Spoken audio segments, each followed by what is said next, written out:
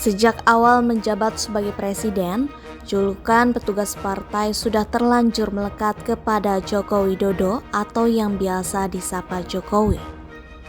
Ketua Umum PDIP Megawati Soekarno Putri kerap menegaskan bahwa Presiden Joko Widodo adalah petugas partai. Di balik lekatnya julukan itu, Jokowi justru dianggap mampu mengendalikan kontestasi politik di Indonesia, bahkan terkesan berani berhadapan dengan Megawati. Masih terngiang jelas pesan perdana Megawati kepada Jokowi saat didukung sebagai capres jelang Pilpres 2024. Saat itu, Mega mendeklarasikan Jokowi jadi calon presiden dari PDIP dengan tetap berstatus sebagai petugas partai. Jokowi pada momen itu didukung untuk maju sebagai calon presiden untuk maju di Pilpres 2014. Jokowi berpasangan dengan Yusuf Kala. Kala itu, Jokowi masih berstatus sebagai Gubernur DKI Jakarta.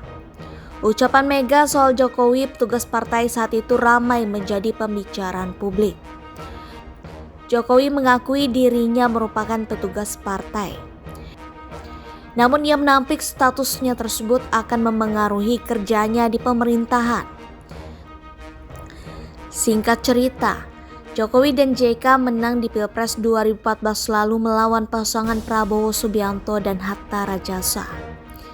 Jokowi juga kembali terpilih sebagai presiden untuk periode kedua usai memenangkan Pilpres 2019 dengan menggandeng Ma'ruf Amin. Kemenangan Jokowi di Pilpres 2014 dan 2019 tidak membuat Megawati berhenti melepaskan predikat Jokowi sebagai petugas partai di depan publik. Seiring waktu, Jokowi makin berani menunjukkan sikap politiknya. Dia bukan hanya petugas partai biasa. Di periode kedua masa jabatannya sebagai presiden, Jokowi terlihat mulai membangun kekuatan politik keluarga melalui anak dan menantu. Putranya Gibran Rakabuming Raka ikut dimajukan dan terpilih sebagai wali kota Solo pada Pilkada 2021.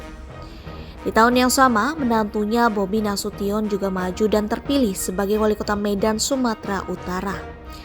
Baik Gibran dan Bobi sama-sama diusung oleh PDIP. Baru-baru ini, putra bungsu Jokowi Kaisang Pangarep menghentak publik usai diumumkan sebagai Ketua Umum Partai Solidaritas Indonesia (PSI) hanya 2 hari berselang ia bergabung dengan partai itu. Sebelumnya, Kaisang tak pernah bergabung dengan partai politik apapun. Mega sempat mengungkit peran PDIP bagi Jokowi di hadapan ribuan kader PDIP. Dalam acara peringatan HUT ke-50 PDIP di G-Expo Kemayoran Januari 2023 lalu. Dia menyinggung soal dukungan yang diberikan oleh PDIP.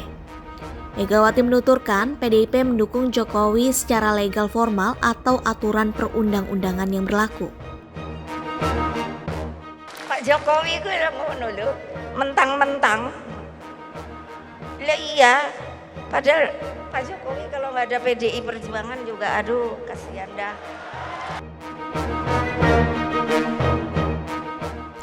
Peneliti Formapi Lusius Karus menganggap kiprah Jokowi sebagai presiden selama 9 tahun terakhir ini tak sekedar sebagai petugas partai, melainkan juga memainkan peranannya sebagai politikus.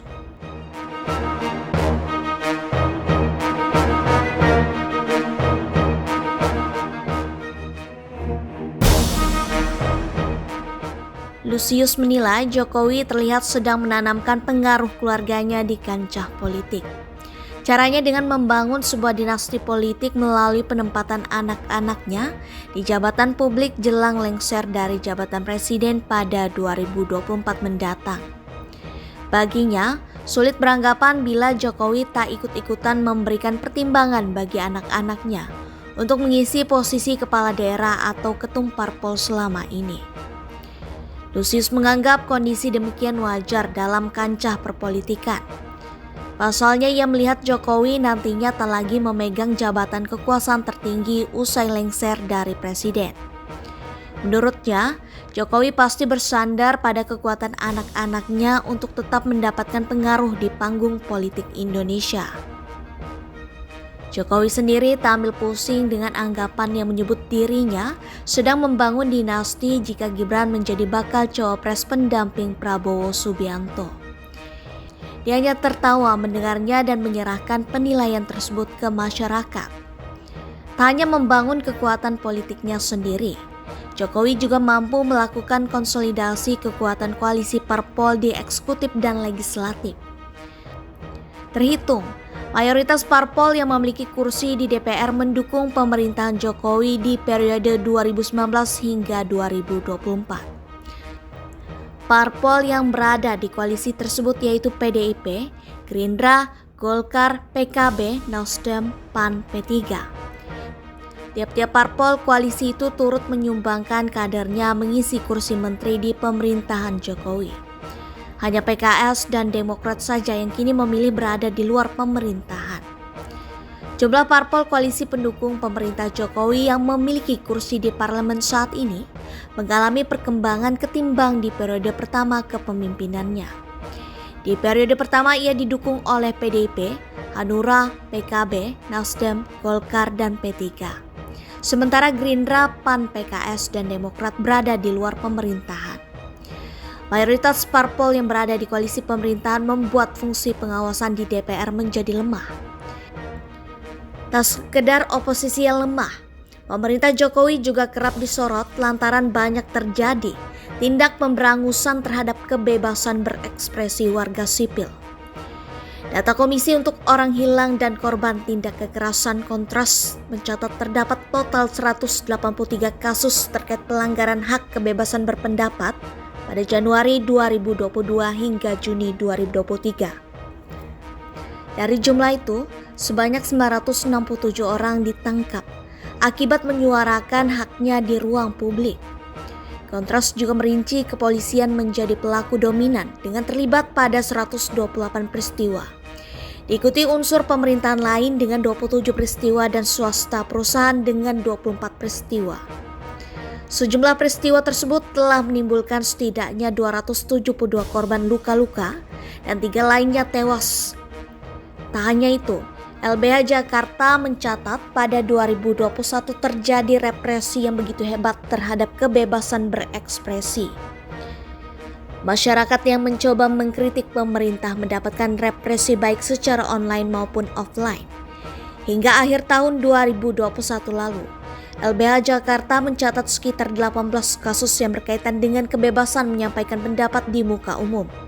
Kritik melalui media sosial, namun dibalas kriminalisasi hingga ancaman hak privasi.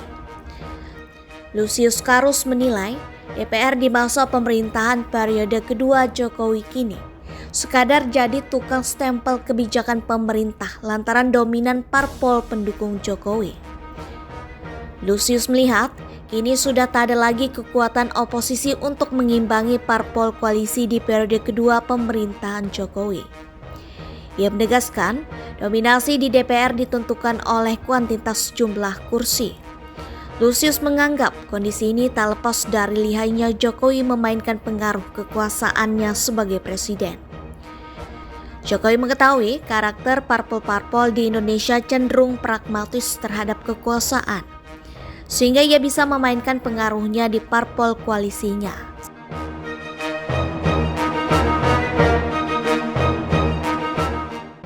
Tapi kalau nanti Pak Jokowi mesti ada menterinya, mesti banyak.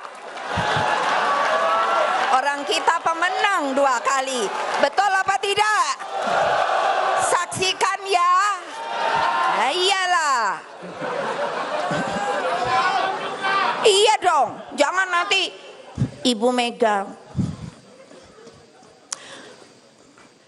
Saya kira karena PDI sudah banyak kemenangan, sudah ada di DPR, sudah begini. Nanti saya kasih cuman 4 ya, mau. Tidak mau, tidak mau, tidak mau.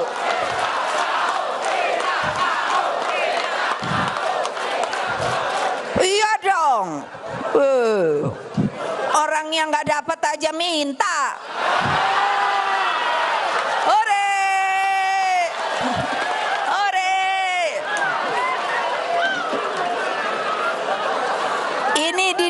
Kongres Partai Bapak Presiden, saya meminta dengan hormat bahwa PDI Perjuangan akan masuk ke dalam kabinet dengan jumlah menteri yang harus terbanyak.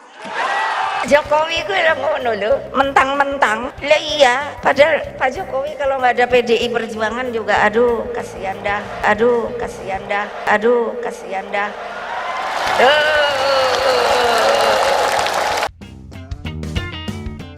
Soal yang lebih personal sebetulnya, raja yang terluka, raja yang terhina, raja yang dipermalukan. Semua itu membekas pada publik bahwa Jokowi memang direndahkan oleh Megawati itu.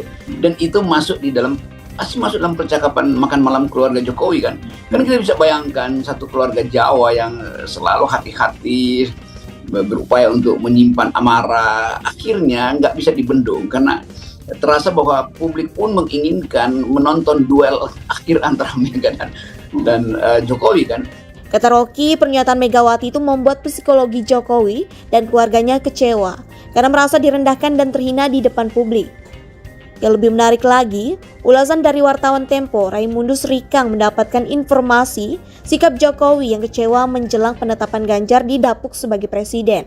Informasi itu, menurut Rikang, Jokowi merasa kecewa tidak dilibatkan penetapan Ganjar.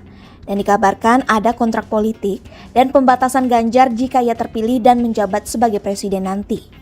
Jokowi itu nggak happy waktu di Batu Tulis. Ya. Waktu deklarasi Ganjar ya. Waktu deklarasi 21 April. 21 April dia nggak happy nih, kelihatan gitu kan, meskipun diundang tapi dia nggak happy.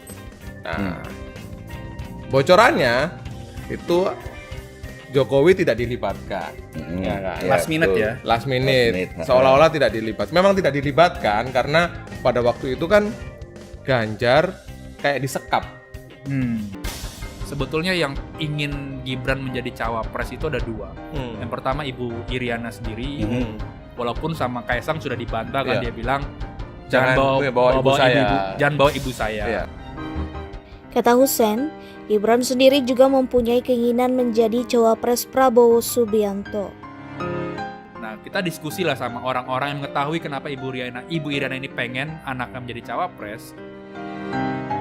Hussein mengatakan, alasan Iriana menginginkan Gibran menjadi cawapres setelah putra sulungnya itu dipanggil DPP PDIP setelah mendampingi Prabowo Subianto. Ibu Iriana ini pengen anaknya menjadi cawapres karena ada kemarahan dari Ibu Iriana terhadap Ibu Megawati. Jadi ada ya istilahnya antar ibu lah ini kan. Kenapa? Karena Gibran kalau istilah Rikang dikuyo-kuyo ya. Dikuyo-kuyo, dipanggil ke PDIP, disidang dan seterusnya. Itu membuat Ibu Iriana tersinggung, Pak. Makanya ya udahlah kita mainkan aja lah ini Gibran sebagai cawapresnya Prabowo.